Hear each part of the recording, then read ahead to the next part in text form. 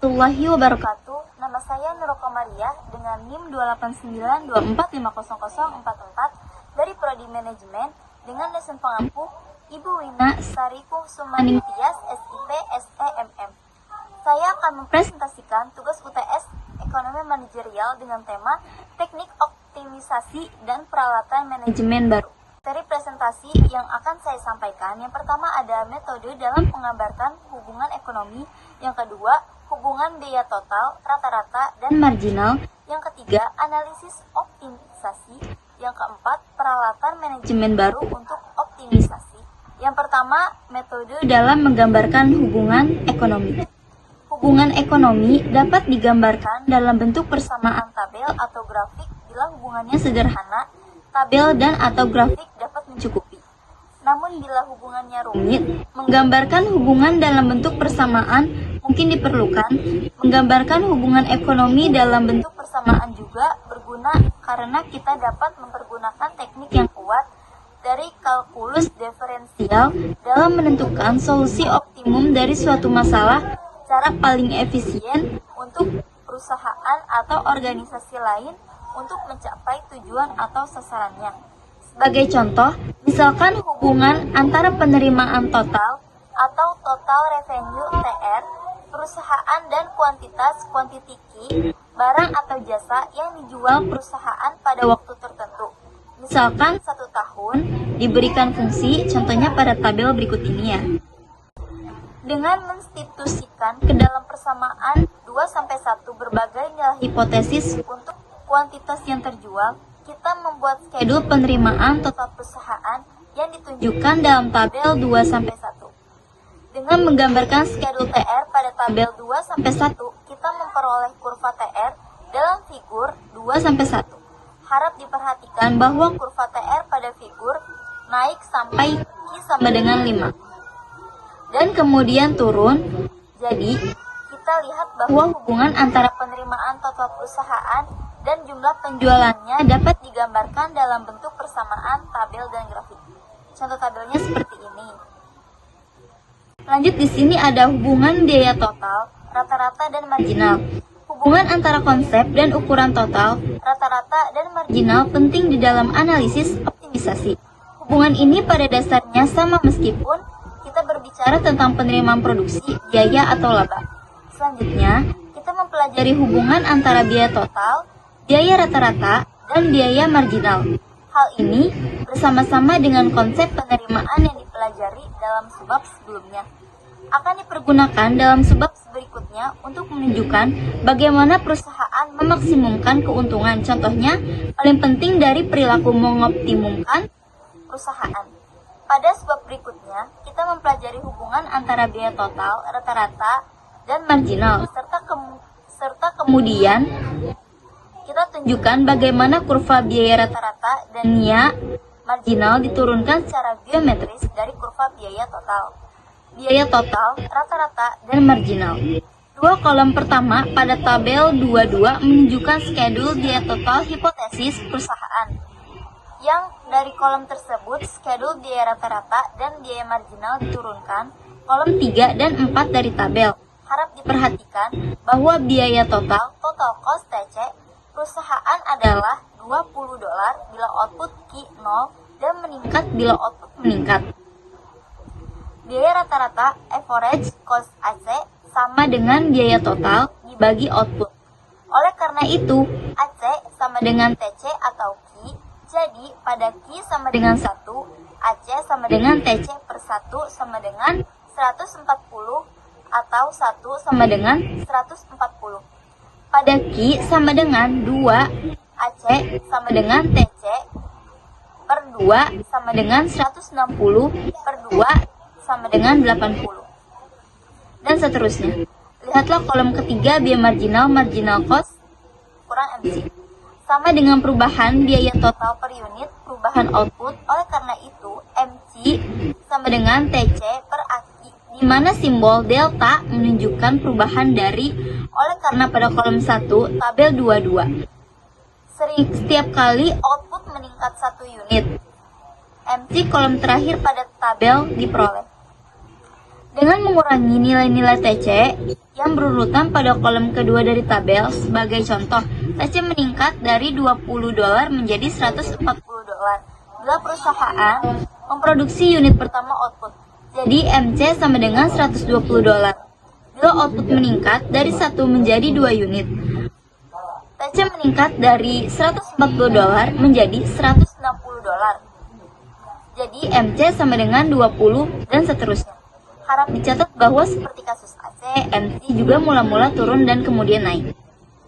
Memplotkan schedule biaya total, rata-rata, dan marginal dari tabel 2-2 menghasilkan kurva-kurva biaya yang ditunjukkan pada figur. Bentuk dari kurva TC pada gambar bagian atas dijelaskan pada bab 7. Harap dicatat bahwa kurva AC pada gambar di bawah ini berbentuk huruf U karena biaya marginal definisikan sebagai perubahan biaya total per unit perubahan output. Nilai MC pada tabel yang digambarkan sebagai perkiraan separuh jalan antara tingkat output yang berurutan di gambar bagian bawah figur 22. Jadi MC sebesar $120 yang dihasilkan dari kenaikan output dari 0 Ki menjadi 1 Ki pada tabel 22 diplotkan pada 0,5 Ki di bagian bawah dari figur. MC sebesar $20 yang dihasilkan dari kenaikan output dari 1 Ki menjadi 2 Ki diplotkan pada 1,5 Ki dan seterusnya. Harap dicatat bahwa kurva MC juga berbentuk huruf U tetapi mencapai titik rendah pada tingkat output yang lebih rendah daripada kurva AC dan memotong, yaitu titik terendah kurva AC. Gambar ini akan berbentuk demikian untuk alasan seperti yang akan dijelaskan pada tabel di bawah ini. Turunan geometri dari kurva biaya rata-rata dan marginal.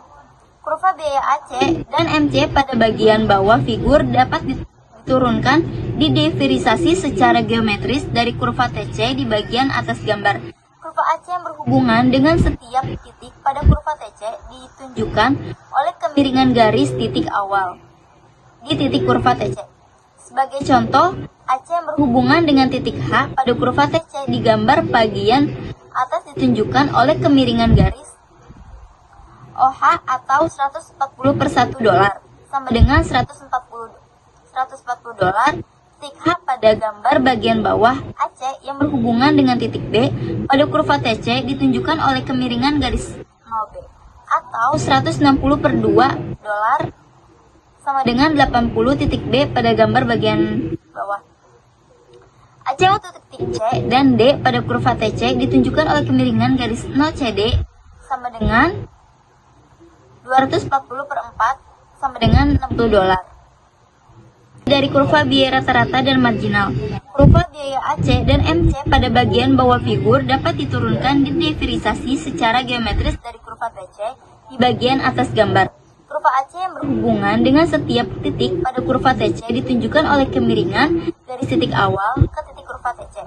Sebagai contoh, AC yang berhubungan dengan titik H pada kurva TC di gambar bagian atas ditunjukkan oleh kemiringan 0H atau 140 per $1 sama dengan $140. Titik H pada gambar bagian bawah AC yang berhubungan dengan titik B pada kurva TC ditunjukkan oleh kemiringan garis 0B atau 160 per $2 sama dengan $80. Titik B pada gambar bagian bawah. ACI untuk titik C dan D pada kurva TC dan D di gambar bagian bawah. Hal ini berhubungan dengan nilai AC yang ditunjukkan di tabel 22.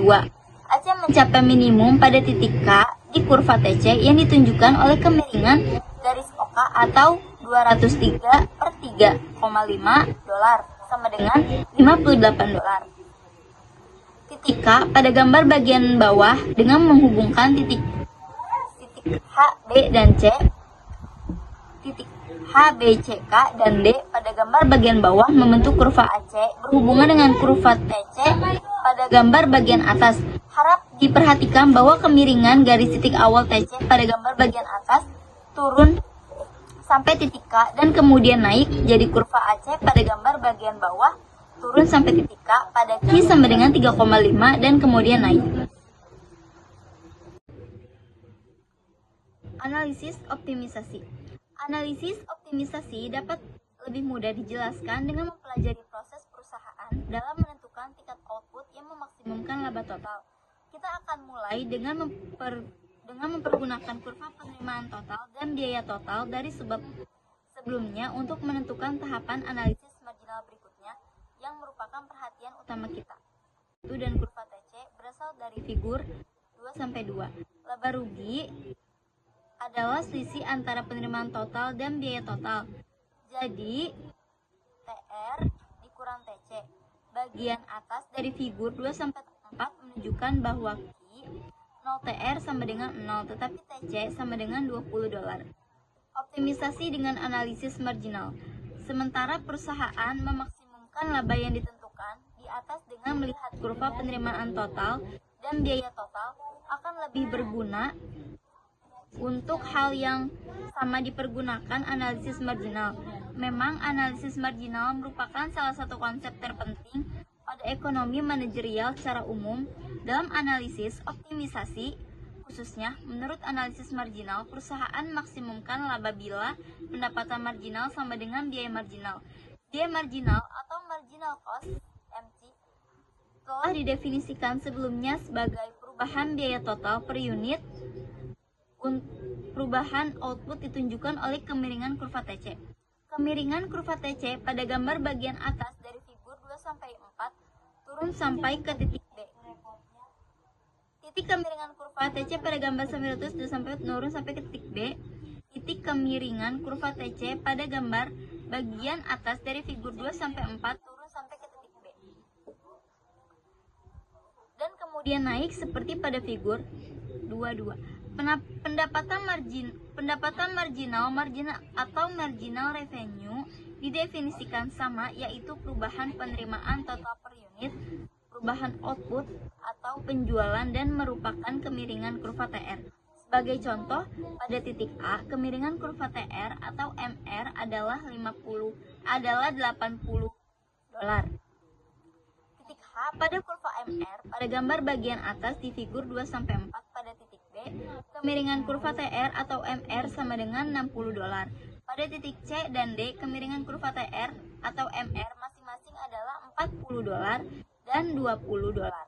Pada titik E, kurva TR mencapai titik tertinggi untuk mempunyai kemiringan 0, jadi MR sama dengan 0 melewati titik E, TR menurun dan MR negatif.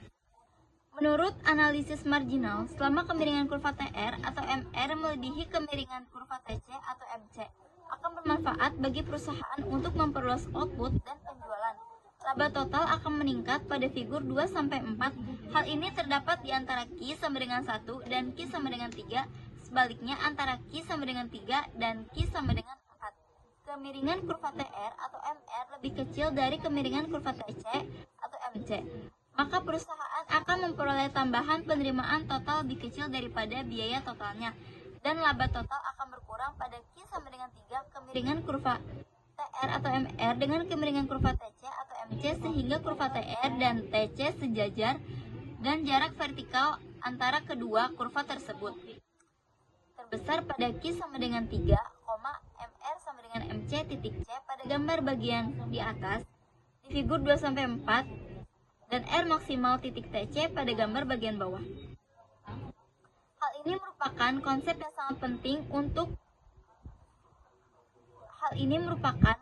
sangat penting dan umum dipergunakan. Oleh karena itu, menurut analisis marginal atau marginal analysis, selama manfaat marginal dari suatu aktivitas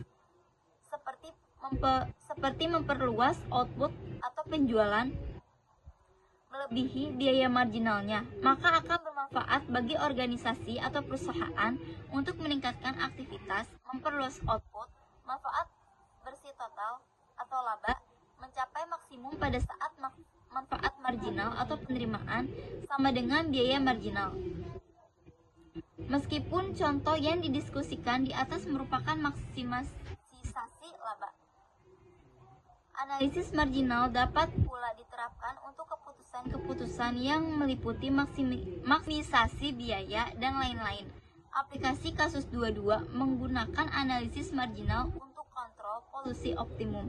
Dua hal tambahan harus diperhatikan dalam kaitannya dengan figur 2-4. Pertama adalah kemiringan kurva TR atau MR sama dengan kemiringan kurva TC atau MC di H.H pada saat Q sama dengan 1. Kerugiannya terbesar yaitu $50 di H.H dan kurva R pada gambar bagian bawah figur 2-4. Jadi untuk memaksimumkan total keuntungan perusahaan, MR tidak hanya harus dengan MC, tetapi kurva MC juga harus memotong kurva MR dari bawah. Yang terjadi pada figur 2-4 hanya pada saat Q sama dengan 3, perbedaan antara perpotongan pada Q sama dengan 3 dan Q sama dengan 1 membedakan antara tingkat laba maksimal dan kerugian maksimal dari output, dan hal ini membawa kita menuju ke hal yang kedua, yaitu kemiringan dari fungsi laba total R pada bagian bawah figur 2-4 adalah 0, baik pada titik H ketika kerugian perusahaan terbesar dan pada titik C ketika keuntungan total maksimum. Namun, fungsi R menghadap ke atas sehingga kemiringan meningkat dari negatif sebelah kiri menjadi 0 pada titik H, kemudian menjadi positif di sebelah kanan H pada saat kerugian maksimum, sementara kurva tersebut menghadap ke bawah sehingga kemiringan menurun di sekitar titik C, di mana perusahaan maksimumnya laba totalnya. Sebagaimana yang akan kita lihat berikutnya, analisis marginal dilakukan dengan cara yang sangat baik menggunakan kalkulus diferensial dalam diskusi selanjutnya. Ini contoh maksimalisasi laba sebagai contoh optimalisasi. Ini tabelnya. Perusahaan memaksimumkan laba total pada Q sama dengan 3, di mana selisih positif antara TR dan TC sebesar MR sama dengan MC, dan fungsi R berada pada titik tertinggi. Peralatan manajemen baru untuk optimisasi. Selama 20 tahun terakhir, banyak peralatan manajemen baru telah mengubah dengan cara cepat dijalankan. Alat yang paling penting adalah yang pertama itu perbandingan atau benchmarking. Perbandingan atau benchmarking berarti menemukan dengan cara terbuka dan jujur bagaimana perusahaan lain dapat mengerjakan sesuatu dengan lebih baik, lebih murah, sehingga perusahaan dapat meniru dan berkemungkinan memiliki cara tersebut. Perbandingan biasanya dilakukan dengan mengadakan studi lapangan ke perusahaan lain. Cara ini sekarang menjadi peralatan yang standar bagi perbaikan produktivitasnya dan kualitas pada bagian perusahaan. Yang kedua, manajemen kualitas total atau total quality management. Manajemen kualitas total atau total equity management berarti secara konstan memperbaiki kualitas produk dan proses perusahaan sedemikian rupa sehingga secara konsisten memberikan nilai kepuasan yang meningkat kepada pelanggan.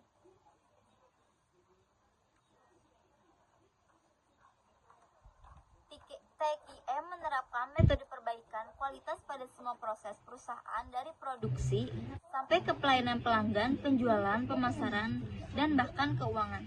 Yang ketiga itu ada rekayasa ulang atau regeneering. Rekayasa ulang atau regeneering adalah kecenderungan manajemen yang paling terkenal pada pertengahan tahun 1990-an. Proses rekayasa ulang berusaha mengorganisasi perusahaan secara keseluruhan. Yang sama sekali, proses ini mempertanyakan bila perusahaan ini merupakan perusahaan yang sama sekali baru. Bagaimana cara mengaturnya?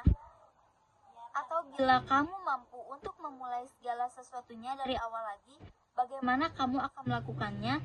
Kemudian akan dibutuhkan restrukturisasi perusahaan untuk menyesuaikan dengan rencana tersebut. Proses rekayasa ulang melibatkan desain ulang dan radikal dari semua proses perusahaan untuk mencapai peningkatan yang tinggi dalam hal kecepatan, pelayanan, dan profitabilitas. Bila TQM berusaha mencari bagaimana mengerjakan sesuatu dengan lebih cepat, lebih murah, atau lebih baik, proses rekayasa ulang menayangkan pertama-tama apakah sesuatu harus benar-benar dilakukan, dan proses rekayasa ulang lebih lebih mudah untuk menghasilkan solusi yang sama sekali baru dibandingkan TKM. Yang keempat, organisasi pembelajar atau learning organization. Learning organization menghargai pembelajaran yang berkelanjutan, baik secara individu maupun secara bersama-sama, dan percaya bahwa keuntungan kompetitif diperoleh dari dan membutuhkan pembelajaran yang berkelanjutan pada era informasi kita. Yang kelima, ini yang terakhir, peralatan manajemen yang lain. Yang pertama ada perluasan pembatasan atau broadbanding. Yang kedua, model bisnis langsung atau direct business model. Yang ketiga, membuat jaringan kerja atau networking. Yang keempat, kekuatan menentukan harga atau pricing power. Yang kelima, manajemen proses atau proses manajemen. Yang keenam, model dunia kecil atau small world model. Yang ketujuh, integrasi maya atau virtual integration. Yang terakhir, manajemen maya atau virtual management. Sekian presentasi dari saya, kurang lebihnya mohon maaf. Wassalamualaikum warahmatullahi wabarakatuh.